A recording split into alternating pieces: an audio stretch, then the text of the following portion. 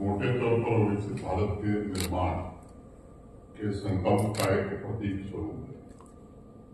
आप सब जानते हैं लंबे समय तक भारतवर्ष भाग्य के भरोसे चला करता है। 2014 में एक बदलाव हुआ देश में और उसके पश्चात भारत एक नई सोच, विकास के नए संकल्प, नए लक्ष्य और एक नए रोडमैप के साथ ग्लोबल सुपर पावर बनने की दिशा में तेजी से अग्रसर हो रहा है। आज भारत की योजना 2025 प्रदर्शनी का जो उद्देश्य है वो विकसित भारत के निर्माण में समर्पित की गई फ्लैगशिप स्कीम्स, देश की उपलब्धियों को, देश में लिए गए नए इनिशिएटिव्स को जम्मू कश्मीर के युवाओं, जम्मू कश्मीर के निवासियों के सामने रखना, समाज के सभी वर्ग, विशेष रूप से हमारी बहनें, किसान, युवा, एंटरप्रेन्योर्स, इनोवेटर से ये उम्मीद की जाती है कि वह राष्ट्र निर्माण के इस महायज्ञ में सक्रिय रूप से भागीदार बनेंगे और अपना महत्वपूर्ण योगदान इसमें देंगे। मुझे बताया गया इस प्रदर्शनी में अनेक सेक्टर्स में हुए इनोवेशन, रिसर्च तथा उपलब्धियों शामिल किया गया है। मैं प्रदर्शनी भी देख करके भी आया। इस प्रदर्शनी का एक महत्वपूर्ण अंग मुझे लगता है कि स्किल जोन भी है, जहां युवाओं को करियर गाइडेंस के साथ साथ एम्पावरमेंट के लिए गवर्नमेंट ऑफ इंडिया के द्वारा चलाई जा रही स्कीम्स के बारे में जानने तथा उसका हिस्सा बनने का एक अवसर मिलेगा। आज इस बात से कोई इनकार नहीं कर सकेगा, भारत के वर्तमान प्रधानमंत्री श्रीमान नरेंद्र मोदी जी के नेतृत्व में पिछले 11 वर्षों में एक नए गौरव और एक नए वैभव का अनुभव देश कर रहा है। माननीय प्रधानमंत्री जी ने राजनीति की जगह राष्ट्र नीति की परंपरा की एक नई शुरुआत 2014 में की। 11 वर्ष में तमाम तरह के जो वाद थे वो समाप्त करते हुए उन्होंने विकासवाद को देश की मुख्यधारा में लाने का काम किया। देश में कहीं भी लोकतंत्र का उत्सव जब मनाया जाता है, चुनाव होता है, तब आपसी संवाद हो तो उसके केंद्र में तरक्की है और अब देश के नागरिक इस बात की चर्चा करते हैं। बहुत हुआ बातों की डिलीवरी, लेकिन अब सामान्य रूप से स्कीम्स की डिलीवरी कितनी हुई है, ग्राउंड पर क्या बदलाव आया, इसकी चर्चा आम आदमी में होने लगी। अब तो बदलाव की रैंकिंग भी इस देश में हो रही है, जम्मू कश्मीर में भी हो रही है। जो काम जमीन पर हुए, क्या वो आदर्श बदलाव हैं या नहीं है, इस पर सामान्य नागरिक अपनी प्रतिक्रिया दे रहा है। ये व्यवस्था के साथ साथ पूरी सोच में देश के बदलाव का एक उदाहरण है और नेशन फर्स्ट की भावना का प्रतीक भी है। अभी खटाना साहब कह रहे थे, जम्मू कश्मीर का उदाहरण मैं समझता हूं कि सबके सामने माननीय प्रधानमंत्री जी ने युगांतकारी परिवर्तन करके पिछले 5-6 वर्षों के भीतर जम्मू कश्मीर के अंदर जमीनी स्तर पर लोकतंत्र को मजबूत करने, चाहे वो 3 पंचायती राज सिस्टम हो, सामाजिक न्याय सुनिश्चित करने के साथ साथ जम्मू कश्मीर की समृद्धि का भी इतिहास लिखा है। जब मैं बात समृद्धि की करता हूं तो आंकड़े को झूठ नहीं बोलते। पिछले 5-6 वर्षों में जम्मू कश्मीर की अर्थव्यवस्था का आकार, साइज डबल हो, 1,15,000 करोड़ से 2,45,000 करोड़ और इसका 2,60,000 करोड़ हो जाएगा। अभी जून में ही आप सबने देखा कि कश्मीर से कन्याकुमारी को रेल नेटवर्क से जोड़ने का सपना माननीय प्रधानमंत्री जी के नेतृत्व में साकार हुआ और जम्मू कश्मीर ने एक नई गाथा लिखी। कुछ लोग कहते हैं कि साहब ये तो जम्मू कश्मीर में क्या नया हुआ है। नया जम्मू कश्मीर मुझे लगता है कि वो है जिसकी चर्चा भी हटाना साफ कर रहे, जहां बच्चों के हाथ में पत्थर नहीं कलम दिखाई दे, जहां आतंकवादियों के कैलेंडर नहीं जारी होते, जम्मू कश्मीर जेके बोस और जम्मू कश्मीर प्रशासन का स्कूल और कॉलेज का कैलेंडर जारी होता है, यूनिवर्सिटी का कैलेंडर जारी होता है, जहां बंद हड़ताल इतिहास की बात हो गई है, जहां नेशनल और इंटरनेशनल कार्यक्रमों के कैलेंडर जारी होते हैं। G20 का जिक्र हुआ, ऐसे 10 घटनाओं का जिक्र मैं कर सकता हूं।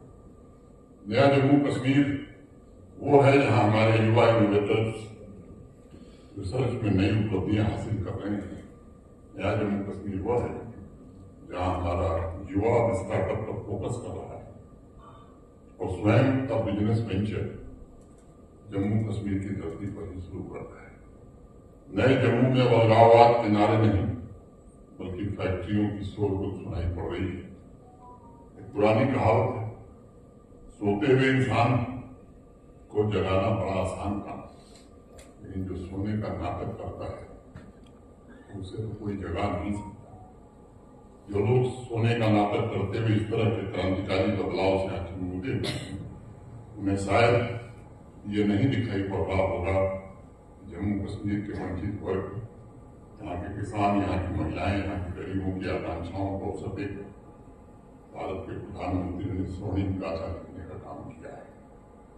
जम्मू कश्मीर में पहले जो असंभव था उसे संभव बनाने का काम माननीय प्रधानमंत्री जी ने किया। विशेष रूप से अमृतकाल की पीढ़ी के लिए उन्होंने ऐसी व्यवस्था तैयार की, यहाँ के लोगों की आकांक्षाओं और सपने पूरे हो सके। बीते 11 वर्षों में भारतवर्ष में साइंस और टेक्नोलॉजी के क्षेत्र में जो कामयाबियों और बुलंदियों के नए शिखर छुए, और आज हम innovation, patent research, startups, unicorn में दुनिया के अग्रणी देशों में हमारी गणना हो रही है। मोटे तौर पर 1.57 लाख स्टार्टअप्स के साथ दुनिया की तीसरी सबसे बड़ी स्टार्टअप इकोसिस्टम है। सबसे महत्वपूर्ण बात यह है कि छोटे शहरों में भी ये बड़े इन्वेंशन के ड्रीम पैदा हो रहे हैं। देश भर में जितने स्टार्टअप्स हैं उसमें लगभग 51% स्टार्टअप्स टियर 2 और टियर 3 सिटीज के शहर सिटी से निकल रहे हैं, और इन सभी स्टार्टअप्स में से लगभग 50% से ज्यादा स्टार्टअप्स ऐसे हैं जिनके बोर्ड में कम से कम एक महिला जरूर है। जम्मू कश्मीर में भी जो रजिस्टर्ड स्टार्टअप्स हैं उसमें भी 37% महिलाएं शामिल हो चुकी हैं। पूरे दुनिया में नए पेटेंट के रजिस्ट्रेशन में आज हम 6वें रैंक पर हैं। पेटेंट रजिस्ट्रेशन में 2014 से अगर हमारी तुलना करें 2025 में तो 17 गुना वृद्धि हुई है। साइंस और टेक्नोलॉजी के विभिन्न सेक्टर्स में अगर मैं ट्रेडमार्क फाइलिंग की बात करूं, आज दुनिया में 4थे स्थान पर भारत खड़ा है। इन उपलब्धियों ने young innovators, researchers, startups, entrepreneurs में जो एक निराशावादी भावना थी उसको समाप्त किया, और भारत विश्व के अनेक सेक्टर्स में आ रही नई चुनौतियों की आज समाधान प्रस्तुत करने लगा है। इसके अलावा भारत के युवा साइंटिस्ट और टेक्नोलॉजी प्रोफेशनल्स ने विश्व में अपनी प्रतिभा से जो ख्याति अर्जित की है उसने इस बात को साबित किया है कि हम सचमुच एक गौरवशाली सभ्यता के उत्तराधिकारी हैं, जिसने हजारों वर्ष पूर्व पूरी दुनिया को साइंस, मैथमेटिक्स, टेक्नोलॉजी, मेडिसिन, ये नए इन्वेंशंस भारत में प्रदान किए थे, और अब मॉडर्न वर्ल्ड का मार्गदर्शन करने के लिए भारत कदम आगे बढ़ा है। इतिहास जो विद्यार्थियों में मालूम होगा, 11वीं शताब्दी वर्ल्ड जीडीपी भारत का कुल हिस्सा 33% हुआ करता है। 15वीं शताब्दी आते आते ये हमारा कंट्रीब्यूशन 33% से बढ़कर 25% हो गया। ये वो दौर था जिसे हम गुलामी का कालखंड कहते हैं। सदियों तक दास्तान के कारण विदेशी आक्रांत आए धर्म, यश, वैभव और सब कुछ दूर कर ले गए इसका। हमारे महान स्वतंत्रता सेनानियों ने कुर्बानी देकर के देश को फिर से आजादी दिलाई, पूरी हवा में एहसास दे रहे। उनके पुरुषार्थ, उनके परिक्रम, उनके त्याग और उनके बलिदान थे। 1947 में जब देश को आजादी मिली, 1950 में जब आकलन किया गया तो वर्ल्ड जीडीपी में हमारा कंट्रीब्यूशन महज 4%, 4% रह गया। इतिहास में फिर करवट 2014 के बाद श्रीमान नरेंद्र मोदी के नेतृत्व में जो बदलाव प्रारंभ हुआ, दुनिया की 5वीं बड़ी अर्थव्यवस्था से दुनिया की 4थी बड़ी अर्थव्यवस्था बन गई। आज वर्ल्ड जीडीपी में हमारा कंट्रीब्यूशन 16% हो गया, 16% हो गया। ये हमारी मंजिल नहीं है। इसका जिक्र मेरे पूर्व के वक्ता ने भी किया। विकसित भारत 2047 में कैसा होगा, वैसा ही भारत होगा जो 11वीं शताब्दी में था। अमेरिका और यूरोप के देशों से ज्यादा हमारी अर्थव्यवस्था आज की प्रदर्शनी में अभी बताया, डीआरडीओ भी भाग लेगा।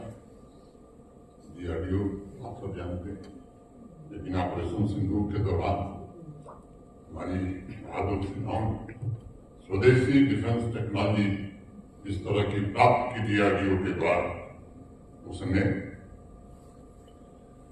पड़ोसी पर निर्णायक विजय पाने में बहुत ही महत्वपूर्ण, चाहे वो गाइडेड बिनाता रॉकेट हो या आकाशदीप हो, इसने दुश्मनों के हौसले को पस्त कर दिया।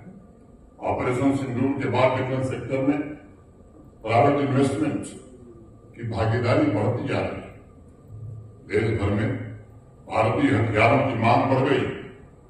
इंडस्ट्रियल डेवलपमेंट और एम्प्लॉयमेंट के अनेक अवसर इससे पैदा हो रहे हैं और विशेष रूप से हमारी युवा पीढ़ी को राष्ट्र की रक्षा में योगदान देने और डिफेंस इंडस्ट्री का हिस्सा बनने का एक अवसर मिलने वाला है। इसरो भी इस प्रदर्शनी में भाग ले रहा है। आजकल अखबारों में, न्यूज में आप सब देख रहे हैं, astronaut group captain Shubhanshu Shukla international space station की यात्रा पर है। आप सबने उनकी तस्वीरें भी देखी होंगी। राष्ट्र के नाम उनका संबोधन भी आप में से अनेक लोगों ने सुना होगा। मैं अपेक्षा रखता हूं कि जम्मू कश्मीर से भी ऐसे एस्ट्रोनॉट जो स्पेस सेक्टर में भारत का नाम रोशन कर सकें। मुझे विश्वास है इसरो की प्रदर्शनी से हमारे युवा विद्यार्थियों को प्रेरणा मिलेगी। उसकी उपलब्धियों द्वारा नई पीढ़ी में स्पेस टेक्नोलॉजी के प्रति रुचि पैदा होगी। चंद्रयान 3 की चंद्रमा पर लैंडिंग, मंगल ऑर्बिटल मिशन, आदित्य L1 जैसे महत्वपूर्ण मील के पत्थर हासिल करके इसरो ने आज इंटरनेशनल स्पेस एजेंसी में अपनी एक विशेष जगह बना ली है। भारत ने ऐतिहासिक उपलब्धि हासिल करते हुए स्पेस में सफलतापूर्वक डॉकिंग अभियान, स्पेडेक्स जिसे कहते हैं, इस मिशन को भी इसी साल पूरा किया। इन ऐतिहासिक उपलब्धियों ने प्राइवेट इन्वेस्टमेंट का एक बड़ा मार्ग प्रशस्त किया है। पिछले कुछ वर्षों में 300 से अधिक स्टार्टअप्स स्पेस सेक्टर में प्रारंभ हुए। यहाँ पर इस बात के प्रमाण है कि अपार संभावनाओं वाले टेक्नोलॉजी के नए फ्रंटियर्स में भारत अपनी खास जगह बना रहा है। नया आत्मविश्वास के साथ भारत आगे बढ़ रहा है। जम्मू कश्मीर के युवा टैलेंट और प्रतिभा, देश में किसी कोने के युवाओं से अधिक प्रतिभा और टैलेंट यहाँ है और मैं आश्वस्त हूं कि आने वाले दिनों में वो भी इस मिशन के हिस्सा बनेंगे। अमृतकाल की यात्रा में जम्मू कश्मीर के पास या भारत के पास 1947 से 2047 मैंने 22 साल बचे। इन 22 साल को कैसे हम गोल्डन ईयर बना सकते हैं, इस पर हमें विचार करने की जरूरत है। गोल्डन ईयर कैसे साबित हो सकते हैं? मुझे लगता है तब साबित हो सकते हैं बशर्ते नई पीढ़ी को राष्ट्र की विकास यात्रा में बड़ी भूमिका निभाने का अवसर। जम्मू कश्मीर का युवा, किसान, यहाँ की महिला, सभी वर्गों के विकास को जन आंदोलन बनाने में अगर कामयाब हुए तो मुझे विश्वास है विकसित भारत के निर्माण में जम्मू कश्मीर का योगदान देश के किसी राज्य से कम नहीं हुआ। लगभग हर डेवलपमेंट सेक्टर में पिछले 4-5 वर्षों में जम्मू कश्मीर ने अपनी रफ्तार अच्छी बना ली। अब जरूरत है कि अगले 22 वर्ष तक हम इसे मेंटेन करें, इसे आगे लेकर के जाएं, खोखले नारों को बचें। एक उदीयमान जम्मू कश्मीर का निर्माण तभी हम संभव कर पाएंगे। आज की इस प्रदर्शनी में ministry of science, ministry of MSME, bureau of Indian standards, Indian council of medical research, Indian council of agricultural research, अनेक डिपार्टमेंट्स की उपस्थिति या समावेशी विकास की दिशा में एक मजबूत कदम है। इसके जरिए स्थानीय समुदाय न भारत सरकार के नए इनिशिएटिव्स और कार्यक्रमों की जानकारी मिलेगी, बल्कि उन्हें वर्कशॉप के माध्यम से उनसे जुड़ने का अवसर मिलेगा। मैं मानता हूं जम्मू कश्मीर के पास युवा, महिला, किसान और एंटरप्रेन्योर्स की असीमित ताकत की क्षमता का पूर्ण दोहन तभी हो सकता है जब डिफरेंट स्कीम्स में उनकी भागीदारी बढ़े। हमारे युवा रोजगार खोजने वाले नहीं बल्कि रोजगार देने वाले बने। नेशनल एजुकेशन पॉलिसी, स्टार्टअप यात्रा, PM कौशल विकास योजना, IIT, IIM, एम्स, निफ्ट जैसे प्रीमियर इंस्टीट्यूशंस जो प्रधानमंत्री जी ने जम्मू कश्मीर में पिछले 10 वर्ष में शुरू, उनके द्वारा युवाओं को न सिर्फ एम्पावर किया जा रहा है बल्कि सोच में एक मौलिक बदलाव इसके कारण आ रही है। सेल्फ एम्प्लॉयमेंट और एंटरप्रेन्योरशिप में पिछले 4-5 वर्षों में जो आंकड़ा पार किया, समझता हूँ वो हमें आश्वस्त करता है। किसानों के लिए बीज से लेकर बाजार तक होलिस्टिक एग्रीकल्चर डेवलपमेंट प्लान के अंतर्गत 29 इनिशिएटिव शुरू किए गए। मैं आश्वस्त हूं कि आने वाले 4 वर्षों में जम्मू कश्मीर की इकॉनमी में जो योगदान एग्रीकल्चर और लाइफ सेक्टर का था वो निश्चित रूप से दुगना हो जाएगा। एक्सपोर्ट हमारा पिछले 4-5 वर्षों में हैंडलूम और हैंडीक्राफ्ट का दुगना से ज्यादा बढ़ा है। लाखों महिलाएं सेल्फ हेल्प तथा इंटरप्राइजेस से जुड़ करके आर्थिक रूप से स्वतंत्र, सामाजिक रूप से आत्मनिर्भर बन रही। की बात कर रहे थे, आपको एक आंकड़ा बताता। पिछले 4 वर्षों में केवल घाटी में 5000 से ज्यादा नए होटल बने और केवल वो श्रीनगर, सोनमर्ग, गुलमर्ग और पहलगांव में नहीं बने, इसके अलावा भी सच भी मैं बताना चाहता हूँ इसमें लीगल इलीगल दोनों व्यवस्था से आप करती लीगल बनाने वालों को बड़ी कठिनाई होती है। लीगल जल्दी बन जाता है, लोगों ने वो रास्ता किया नहीं।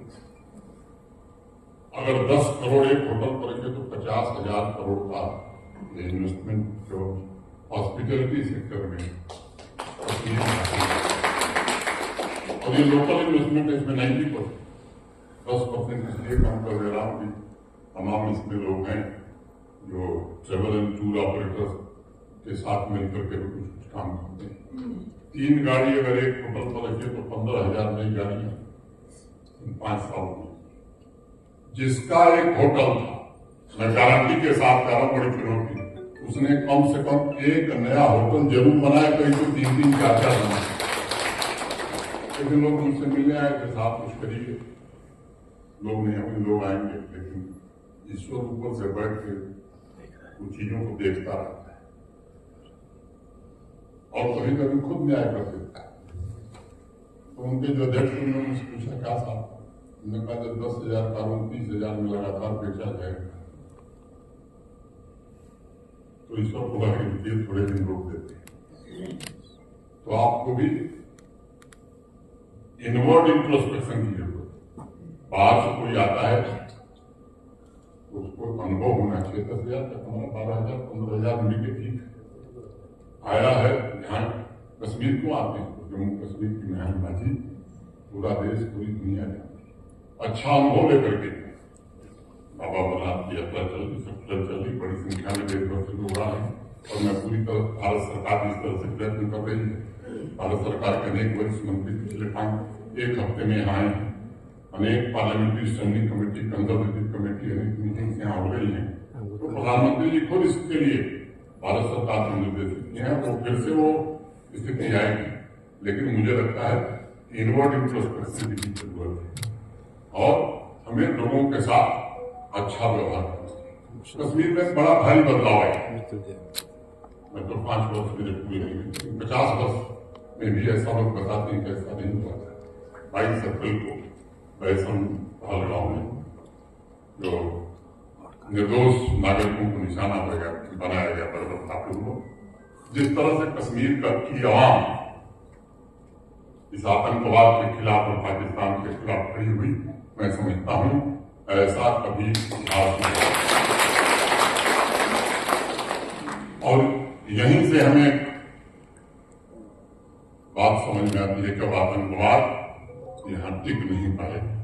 जहां पुलिस सुरक्षा बलों के जवान अपना काम कर रहे हैं, वहीं आवाम भी अब खड़ी हो गई है और लोगों को ये मालूम हो गया है कि पाकिस्तान यहाँ की बर्बादी के अलावा और कुछ कर नहीं सकता है।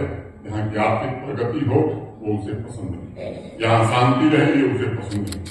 हम जानते हैं वो फेल्ड स्टेट है, वहां के नागरिकों को जो न्यूनतम नागरिक सुविधाएं हैं वो भी देने में असमर्थ है। दुनिया के सामने भीख का कटोरा लेकर के घूम रहा है, उसे कोई फर्क नहीं पड़ता। हमें फर्क पड़ता है, हम 5वीं से 4थी बड़ी अर्थव्यवस्था बने हैं। हम कोशिश कर रहे हैं कि जल्दी से जल्दी दुनिया की तीसरी बड़ी अर्थव्यवस्था बनी है। हम चाह रहे हैं कि विकसित भारत का निर्माण हो, और इसलिए मैं आपसे कहना चाहता हूँ, लेकिन उन लोगों कुछ लोग ऐसे भी हैं जो कहते कुछ हैं करते कुछ हैं। जब इस तरह के बयान दिए जाते हैं, मेहमान तहजीब बिगाड़ रहे हैं, कल्चरल इन्वेजन हो रहा और कोहलिज्म और वल्गरिज्म फैलाया जा रहा, मैं समझता हूं यही नरेटिव की आदत भी करता है। ऐसे लोगों से निवेदन करना चाहता हूं, बहुत मासूम लोगों को बहुत जाने में और इस तरह की चीजों को बंद करना चाहिए। पिछले दिनों में साउथ कश्मीर गया, 6 महीना पहले मैं टेरर विक्टिम फैमिली से मिला। उनका दर्द मैंने प्रथम दृष्टया सुना था, महसूस किया। मुझे लगा कि परिवार में एक आदमी को नौकरी मिल गई, उसकी शादी हो गई, उसकी बीवी बच्चे हो गए, बाकी 2 भाई बड़ी कठिनाई में। उनके लिए क्या करना चाहिए मैं रास्ता खोज रहा। लेकिन अभी 10 दिन पहले मैं गया था अनंतनाग में, दक्षिण कश्मीर के अनेक ऐसे परिवार मेरे पास आए थे। मुझे जानकर आश्चर्य हुआ कि अनेक लोगों को सालों 43 का लाभ ही नहीं मिला और हत्या करने वालों को नौकरी दे दी गई है सालों पर। उसी दिन मैंने कहा था कि अब ऐसे किसी भी आदमी को इंतजार नहीं करो, नौकरी उसके दरवाजे पहुंच जाए, उनकी सजा नहीं की जाएगी।